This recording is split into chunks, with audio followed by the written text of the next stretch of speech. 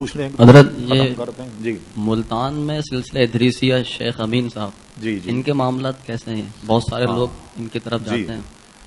ہوا یہ اصل میں کہ ان کے خلاف ہم نے کچھ کہا تو ان کے ماننے والے آگے باضابطہ ہم سے مناظرہ کرنے مجادلہ کرنے، اور شاید کوئی کمزور مولوی ہوتا تو وہ مار بھی دیتے، اتنے لوگ تھے وہ. اور باضابطہ انہوں نے یہاں ایم کیو ایم سے رابطہ کیا اور ایم کیو ایم نے ہم سے رابطہ کیا، اور وہ ایم کیو ایم کی سائے میں ان کے حضرات ہم سے ملے. کہنے جی آپ نے ان کو کہا گمراہ. میں نے کہا بالکل، میرے پاس اس کی سی ڈی موجود ہے، آواز موجود.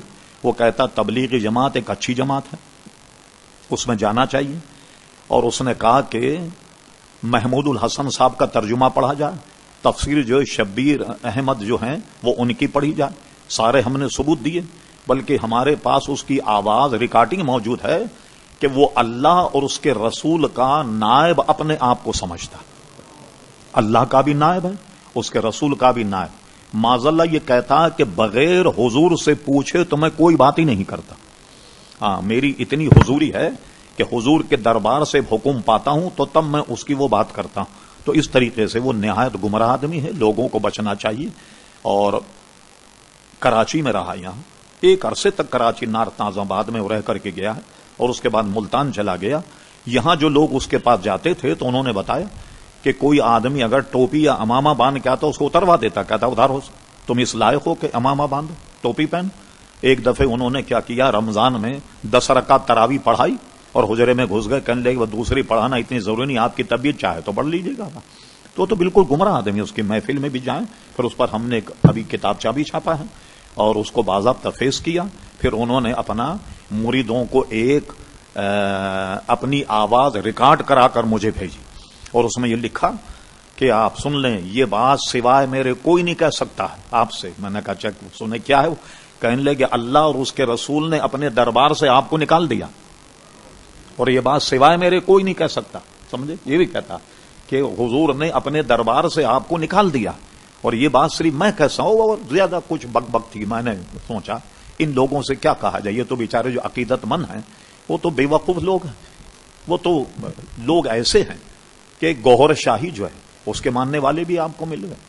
اتنا غلیظ آدمی تھا، اس کے مقدمے بھی ہم نے لڑے، بلکہ ابھی تک 7 مقدمے موجود ہیں جس پر چل رہی ہیں پیشیاں، باقی مسترد ہو گئے. تو یہ سارے بے دین لوگ جو ہیں ان کو ماننے والے پتہ نہیں کہاں سے مل جاتے. ہمارا حال تو یہ ہے، اگر آپ کو ٹرائی کرنی ہو تو برا مت مانیے گا، حق ذرا کڑوا ہوتا. صدر میں چلے جائیں، امپریس مارکیٹ کے سامنے خالی کھڑے ہو جائیے دیکھتے ہوئے، ایسے دیکھیں 50 آدمی آ جائیں گے، سب دیکھنے لگ جائیں گے. کیا تو ہر ایک بد مذہب بے دین احمقوں کے فالوور، ان کے ماننے والے جو ہیں ایسا لگتا ہے جیسے پہلے سے تیار. تو یہی حال جو ہے وہ شیخ امین کا ہے. نہایت گمراہ آدمی ہے، سعودی عرب سے نکالا ہوا، بلکہ اس کے ایک ویب سائٹ پر کسی نے ڈالا کہ سعودی عرب میں تو اس کو سزا بھی دی گئی، اور سزا دینے کے بعد اس کو سعودی عرب سے نکالا. چونکہ وہ سعودی عرب میں رہا ہوا، عربی بول لیتا ہے، عربی پڑھ لیتا، تو لوگ سمجھتے ہیں کوئی بہت بڑا عالم.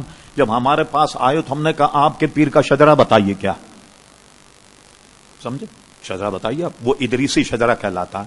بھائی آپ بتاؤ آپ کے پیر کون ہیں، ان کے پیر کون ہیں. یہ میں نے ہمارا شجرہ رکھا ہوا، ہمارے پیر مفتی اعظم مولانا مصطفی رضا خان صاحب، ان کے پیر اعلی حضرت فاضل بریلوی، ان کے پیر آل رسول مارہوی رحمۃ اللہ علیہ وغیرہ. یہ سارا شجرہ کہاں وصال ہوا، کون سے دن ان کا عرس ہوتا ہے، پورا ہمارا شجرہ ہمارے پیر سے لے کے حضور علیہ السلام تک یہ ہمارے پاس موجود. آپ دیکھ، آپ اپنا شجرہ بتائیے. انہوں نے آواز ریکارڈ کیا کرائی، کہتے اچھا ہم فقیروں سے شجرہ مانگتے ہو، ارے ہمیں شجرے کی کیا ضرورت. اور کہا ہم فقیروں سے کہتے ہو سند مانگتے ہو، کہ ہم کون سے مدرسے کہ فقیروں کو سند کی کیا ضرورت. یہ وہ کیس ہے جو میں کہتا ہوں. مولانا کہہ رہے تھے کہ بغیر وضو کے نماز نہیں ہوتی، تو ایک جاہل کھڑا ہو گیا، کہنے لے مولانا آپ غلط کرو، کل میں نے پڑھی تھی، ہو گئی تھی. اب ایسے احمقوں سے کیا بات کریں گے اب آپ. تو یہ صورت حال آپ لائیے. کوئی پیر اس وقت تک پیر نہیں جب تک اس کا شجرہ بغیر کسی انقطاع حضور علیہ السلام تک نہ پہنچتا ہو، وہ تصوف میں کامل اور پیر بننے کے لائق. اور یہ بات اعلی حضرت فاضل بریلوی نے 40 سوالات آئے تھے افریقہ سے، فتاوی افریقہ، اس میں یہ بات اعلی حضرت نے لکھی بڑے دلائل سے کہ پیر کس کو کہتے ہیں. فرمایا اس میں 4 خصلتیں ہونی چاہیے. ایک تو ایمان، سنی صحیح العقیدہ. دوسرا علم، اس سے کوئی مسئلہ پوچھا جائے بغیر کسی مدد کے وہ قرآن و سنت میں تلاش کر کے بتا دے. تیسرا تقوی اور پرہیزگاری، نماز، روزہ وغیرہ.